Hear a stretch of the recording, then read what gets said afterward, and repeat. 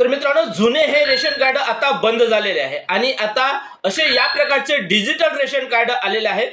तर हे digital ration card आपण आपल्याच मोबाईलने ऑनलाईन पद्धतीने 2 मिनिटात चेक करू शकतो आणि आपण आपल्याच मोबाईलने डाउनलोड सुद्धा करू शकतो.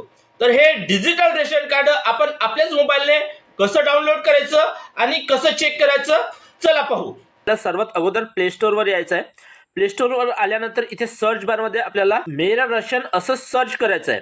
मेरा रेशन सर्च केल्यानंतर इथे हा जो मेरा रेशन ॲप्स हा जो दिसत आहे, हा ॲप्स आपल्याला इथे इन्स्टॉल करून घ्यायचा आहे. म्हणजे हा ॲप्स आपल्याला ओपन करायचा आहे.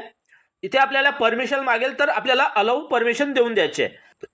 तर इथे आल्यानंतर सर्वात अगोदर आपल्याला आपली लँग्वेज म्हणजे आपली भाषा निवडायची आहे. तर आपली भाषा निवडल्यानंतर इथे नेक्स्ट या बटनवर क्लिक करायचं आहे. तर इथे आल्यानंतर इथे गेट स्टार्टेड या बटनवर आपल्याला क्लिक करायचं आहे. त्यानंतर इथे बेनिफिशियरी युजर या ऑप्शनवरच आपल्याला टिक करून इथे आपला आधार क्रमांक टाकायचा आहे. तर हा जो आधार क्रमांक टाकल्यानंतर हा जो कॅप्चा दिसत आहे, हा कॅप्चा आपल्याला पाहून इथे जशाचा तसा टाईप करायचा आहे.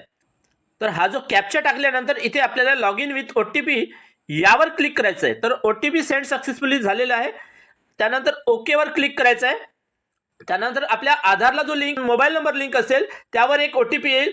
तर तो OTP आपल्याला कॉपी करून किंवा पाहून जसा इथे टाकायचा आहे आणि OTP टाकल्यानंतर व्हेरीफाय बटनवर क्लिक करायचं आहे. तर OTP व्हेरीफाय सक्सेसफुली झालेला आहे. आता आपल्याला ओके या बटनवर क्लिक करायचं आहे. त्यानंतर इथे क्रिएट एम पिन म्हणजे आपल्याला आपली एक पिन तयार करायचं आहे. जर तुम्हाला तयार करायची असेल तर करू शकता, अन्यथा नाही केली तरी चालेल. तर आता इथे आपल्याला परमिशन मागेल तर आपल्याला परमिशन द्यायची आहे. त्यानंतर इथे आपल्याला स्किप करून घ्यायचं आहे. जे डिजिटल रेशन कार्ड आहे हे ओपन झालेले आहे. इथे सर्व माहिती देण्यात आलेली आहे.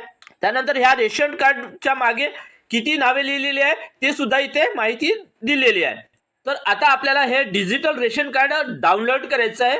तर डाउनलोड करण्यासाठी इथे हा जो ॲरो दिसत आहे यावर आपल्याला क्लिक करायचं आहे. तर इथे क्लिक केल्यानंतर तर बघा इथे आता आपलं डिजिटल रेशन कार्ड हे डाउनलोड झालेलं आहे आणि आता हे डाउनलोड झालेलं डिजिटल रेशन कार्ड आपण PVC कार्ड सुद्धा तयार करून घेऊ शकतो. तर अशा प्रकारे आपण आपलं डिजिटल रेशन कार्ड आपण आपल्याच मोबाईलने 2 मिनिटात डाउनलोड करू शकतो.